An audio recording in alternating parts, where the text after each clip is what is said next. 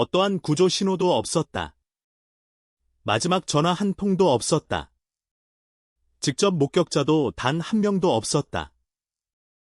228명을 태운 거대한 에어버스 A330이 다른 수백 편의 항공편과 마찬가지로 대서양 횡단 비행에 나서고 있었다. 그러나 칠흑 같은 어둠 속 아래에는 인간의 눈으로는 가늠하기조차 어려운 광활한 대서양만 펼쳐진 가운데 에어프랑스 447편이 갑자기 하늘에서 사라졌다. 무선 통신에서는 그 어떤 다급한 경고도 들려오지 않았다. 조종석에서 마지막 구조 요청도 없었다. 지상으로 보내진 절박한 전화 한 통도 없었다. 무슨 일이 벌어졌는지 증언할 수 있는 승객도 단 한 명도 남지 않았다. 그 운명의 순간을 가까이에서 목격한 사람 역시 없었다. 228명 항공기 한 대에 끝없이 펼쳐진 바다. 그리고 거의 아무런 답도 없었다. 이 사건을 더욱 소름 끼치게 만든 것은 단순히 228명이라는 숫자만이 아니었다. 그것은 항공기와의 교신이 끊긴 직후 나타난 거대한 정보의 공백에 있었다. 추적 시스템만으로는 마지막 몇 초 동안 무슨 일이 벌어졌는지 즉시 파악할 수 없었다. A330의 정확한 위치는 대서양 한가운데에 던져진 거대한 수수께끼가 됐다. 수색대는 광활한 해역과 혹독한 기상 조건, 그리고 단순해 보이지만 실로 섬뜩한 질문과 마주해야 했다. F447은 대체 어디에서 사라진 것인가? 항공기는 항로에 다시 나타나지 않았다. 다른 공항에 착륙한 흔적도 없었다. 승무원들이 항공기를 되돌릴 틈이 있었다는 흔적도 발견되지 않았다. 그리고 신호는 완전히 끊겼다. 정상적으로 비행하던 한 항공편이 순식간에 대서양 한가운데의 거대한 물음표가 되어버렸다. 비극적인 소식이 확인되자 수색 작업은 곧바로 시간과의 사투로 변했다. 선박과 항공기, 구조 인력이 총동원돼 광활한 해역을 샅샅이 수색하기 시작했다. 그러나 대서양은 일반적인 사고 현장이 아니었다. 도로도 없고 건물도 없으며 보안 카메라도 수많은 목격자도 존재하지 않았다. 오직 파도만이 수면 위의 모든 흔적을 끊임없이 지워가고 있었다. 그리고 의문은 점점 더 끈질기게 사람들을 괴롭히기 시작했다. 왜 F447은 명확한 구조 신호를 보내지 않았던 것인가? 조종석에서는 대체 무슨 일이 벌어진 것인가? 첨단 전자 시스템을 갖춘 최신 항공기가 왜 대서양 한가운데서 통제 불능 상태에 빠질 수 있었던 것인가? 그리고 가장 중요한 질문, 228명의 사람들은 마지막 몇 분 동안 대체 무엇을 겪었던 것인가? 처음에는 모든 것이 흩어진 퍼즐 조각에 불과했다. 이상 신호 하나, 위험한 기상 구역 하나, 사라진 항공기 한 대, 그리고 답을 돌려주지 않는 거대한 대서양. 그러나 수천 미터 깊이의 바닷속에는 하나의 비밀이 여전히 잠들어 있었다. 그리고 진실을 밝혀내기 위해 수사관들은 항공 역사상 가장 어려운 수색 작업 중 하나에 뛰어들어 작은 흔적 하나하나를 추적하며 에어프랑스 447편의 마지막 순간들을 재구성해야 했다. 이것은 단순히 한 대의 항공기가 추락한 이야기가 아니다. 이것은 228명의 생명이 어둠 속에서 사라지고 전 세계가 의문을 품게 만든 미스터리와 대서양 깊은 바다까지 이어진 한 편의 수사극에 관한 이야기다. 에어프랑스 447편은 마지막 몇 분 동안 실제로 무슨 일을 겪었던 것인가? 그리고 왜 그 답은 인간이 좀처럼 닿을 수 없는 곳에 숨겨져 있었던 것인가? 에어프랑스 447편이 사라진 순간이 거대한 미스터리로 들어가는 문이었다면 그 문 너머에는 사람들의 등골을 서늘하게 만드는 이야기가 기다리고 있었다. 리오데자네이루에서 파리로 향하던 그날 밤은 겉보기에는 평범하기만 했다. 거대한 에어버스 A330은 승객과 승무원을 포함한 228명을 태우고 브라질을 떠나 유럽을 향해 곧장 날아가고 있었다. 기내의 누구도 자신들이 21세기 항공 역사상 가장 충격적인 수사 중 하나의 중심이 될 하늘로 들어서고 있다는 사실을 알지 못했다. 처음에는 모든 것이 평범한 대서양 횡단 비행처럼 진행되고 있었다. 기내 좌석의 불은 여전히 켜져 있었고, 승객들은 휴식을 취했으며, 승무원들은 평소와 다름없이 업무를 수행하고 있었다. 그러나 전방에는 거대한 기상 악화 구역이 기다리고 있었다. 거대한 뇌우 구름이 항로를 가로질러 길게 펼쳐졌고, 강한 난기류가 곳곳에서 나타나기 시작했으며, 그저 끝없이 펼쳐진 공간으로만 보였던 하늘은 위험한 기상 미로로 변하기 시작했다. 그리고 모든 것이 달라졌다. F-447편이 대서양의 복잡한 기상구역으로 진입하면서 이상 징후가 나타나기 시작했다. 깊은 어둠 속에서 항공기는 육안으로는 거의 꿰뚫어 볼 수 없는 거대한 구름 덩어리 사이를 계속 비행하고 있었다. 아래에는 칠흑 같은 대서양이 펼쳐져 있었고, 전방에는 위험한 기상구역이 놓여 있었으며, 조종석에서는 승무원들이 결코 쉽지 않은 상황 속에서 이상 데이터와 경고에 대응해야 했다. 불과 아주 짧은 시간 동안 평범했던 비행은 안전한 궤도에서 벗어나기 시작했다.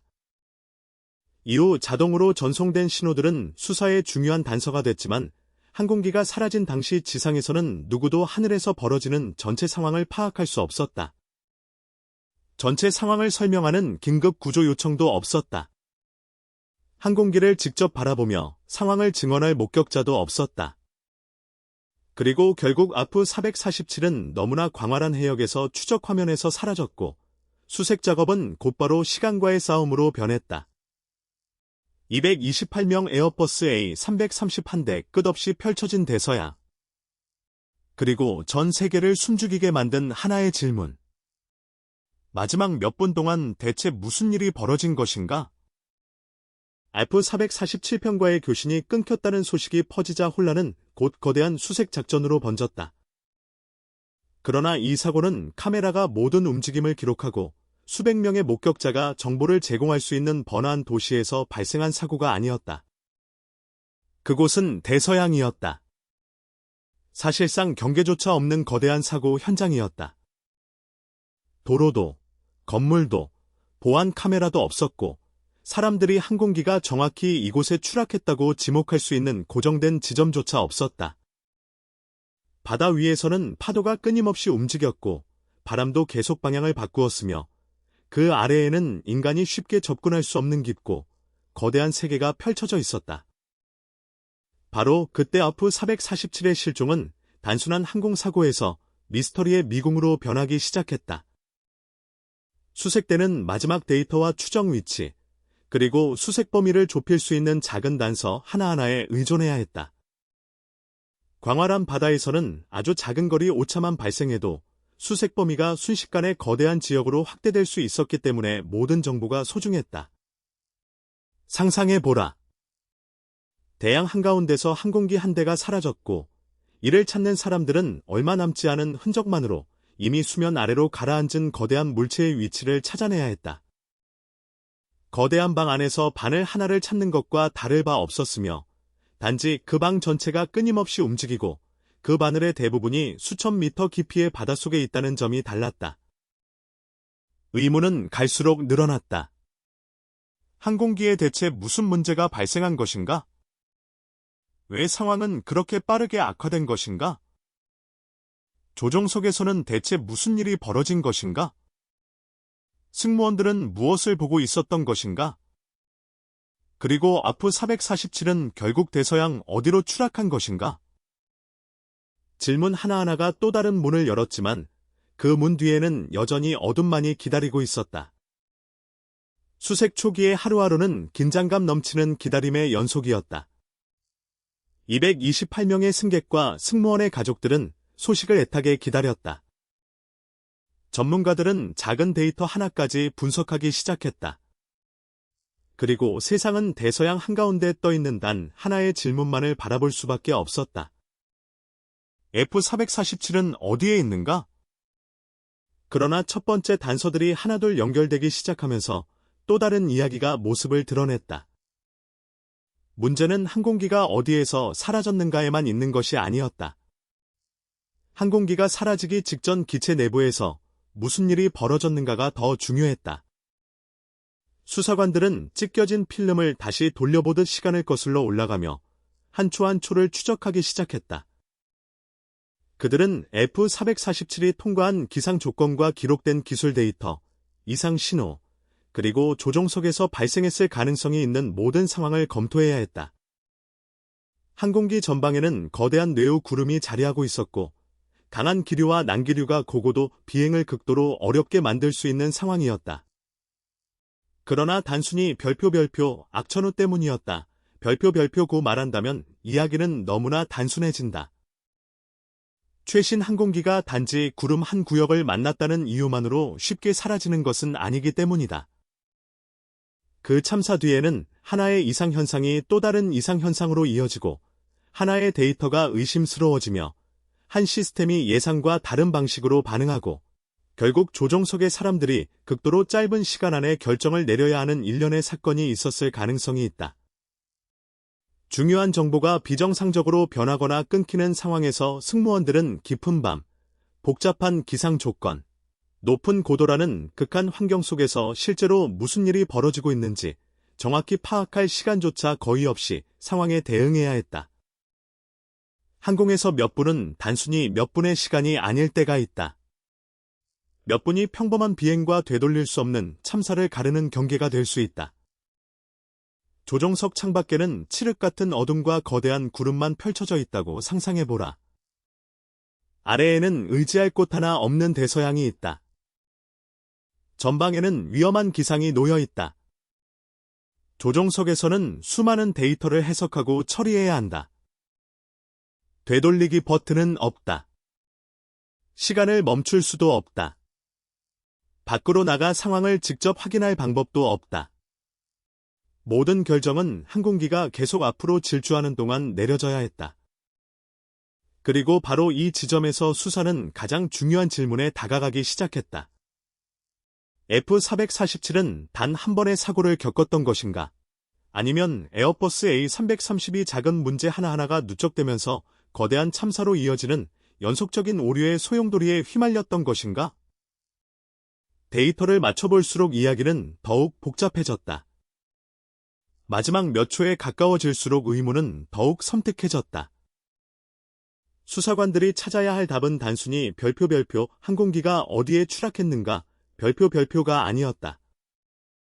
별표 228명을 태운 최신 항공기가 왜 돌이킬 수 없는 지점까지 도달하게 됐는가? 별표가 핵심이었다. 그리고 진정한 답을 찾기 위해서는 하늘만 바라봐서는 안 됐다. 답은 마지막 신호 하나하나와 기술 데이터 하나하나, 시스템의 반응 하나하나, 조종석에서 내려진 결정 하나하나, 그리고 F-447이 사라지기 직전의 짧은 몇 초 속에 있었다. 미스터리는 서서히 그 모습을 드러내고 있었다. 그러나 가장 중요한 퍼즐 조각은 아직 빠져 있었다.